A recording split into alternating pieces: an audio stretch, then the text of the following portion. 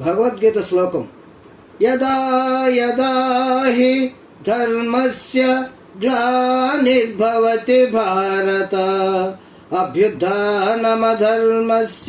తదాత్మానాం సృజామ్యహం పరిత్రాణాయ సాధూనాం వినాశాయ సుతుష్కృతాం ధర్మ సంస్థాపనార్థాయ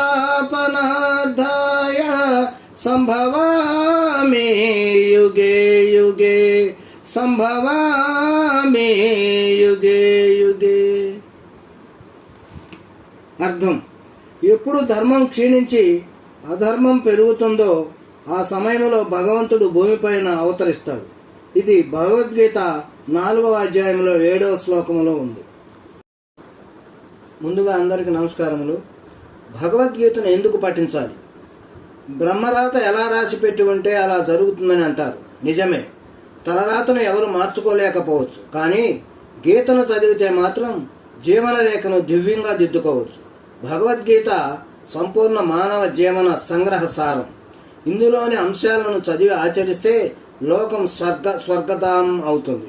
అర్జునుడు యుద్ధంలోనూ మనిషి జీవితంలోనూ గెలుపు కోసం చదవాల్సింది, నేర్చుకోవాల్సింది గీత నుంచి భగవద్గీత అనగా భగవంతునిచే గానం చేయబడినదని అర్థం. అంతే, భగవంతుని చేత చెప్పబడింది. ప్రపంచ సాహిత్యములోనే భగవద్గీతను మించిన గ్రంథము లేదు. భగవతత్వము, భగవంతుని చేరే మార్గాలు, మనిషి పరమ పదాన్ని పొందడానికి ఆచరించే మార్గాలు తదితర విషయాలు ఇందులో ఇమిడి ఉన్నాయి. గీతలోని 18 అధ్యాయాలు మోక్ష సాధనానికి ఇచ్చే 18 సోపానాలు వేదాంత కోవిదులు చెబుతారు. ఉపనిషత్తులు, బ్రహ్మసూత్రాలు, భగవద్గీత ఈ మూడింటిని కలిసి ప్రస్థానత్రయం అంటారు. ప్రస్థానం అనగా ప్రయాణము. మనిషి పరమపద ప్రయాణానికి కావలసిన సాధన సంపత్తుల గురించి నేర్చుకోవాల్సిన జ్ఞానం గురించి వీటిలో పుష్కలంగా ఉంది. నేటి మానసిక నిపుణులు వ్యక్తిత్వ వికాసానికి భగవద్గీతను మించిన పాఠం లేదని అంటున్నారు. లోకంలో ఉన్న సర్వ విషయాలు గీతలో ఉన్నాయి. ఇందులో లేనివి బయట మరెక్కడా లేవు. ఉపనిషత్తులు వేదాలలో ఒక భాగం. ఇవి 108 వరకు ఉన్నాయి. బ్రహ్మసూత్రాలు వ్యాస మహర్షిచే క్రోడీకరించబడి 555 సూత్రాలుగా రూపొందించబడ్డాయి. భగవద్గీతలో సర్వ ఉపనిషత్తుల సారము 700 శ్లోకములో నిక్షిప్తమై ఉంది. అందుకే దీనిని మోక్ష సప్తశతి అని కూడా అంటారు. ఉపనిషత్తులను చదవాలి, బ్రహ్మసూత్రాలను మననం చేయాలి, భగవద్గీతను నిత్య జీవితంలో ఆచరించాలి. భగవద్గీత వేదాంత విషయాలు, వేదాంత రహస్యాలు, పరమపదాన్ని చేరే ఉపాయాలు ఉన్నాయి. కాబట్టి సన్యాసం స్వీకరించిన మోక్షగాములకు, వయసు మళ్లిన వారికి ఉపయోగపడే గ్రంథం అనే అభిప్రాయం చాలా మందిలో పాతుకుపోయింది. కానీ ఇది నిజం కాదు.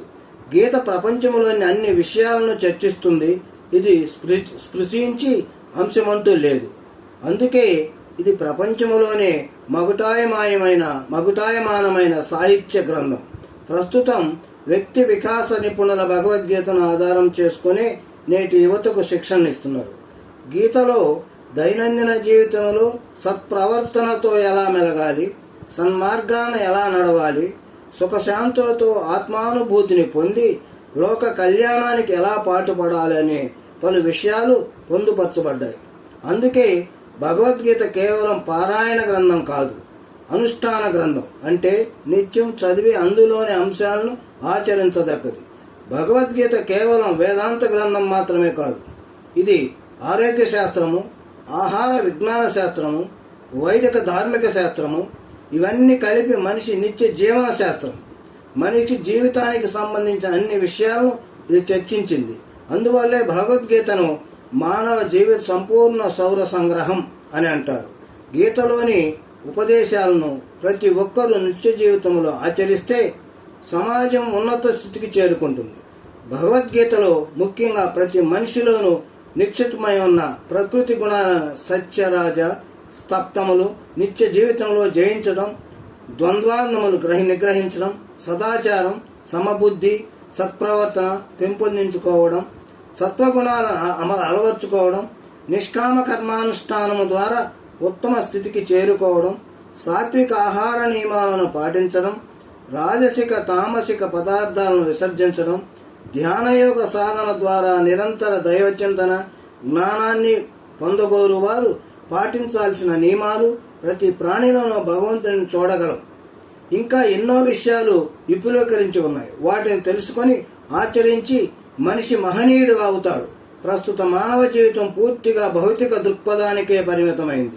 స్వార్థమే పరమావధిగా తలుస్తూ మనశ్శాంతి లేక కాలం గడుపుతున్నాడు. ఈ దృక్పథం మారాలంటే, మనస్సులో గూడు కట్టుకున్న స్వార్థం పోవాలంటే, నిత్య జీవితంలో మనశ్శాంతితో బతకాలంటే ఆధ్యాత్మిక చింతన కావాలి. అటువంటి మార్పు కోరుకునేవారు తమ దైనందిన వ్యవహారాల్లో గీతకు చోటు కల్పించాలి. అప్పుడే స్వీయాభివృద్ధితో పాటు సమాజాభివృద్ధి ఎలా సాధ్యమవుతుందో ప్రతి ఒక్కరి అనుభవం మీద తెలుసుకోవచ్చు.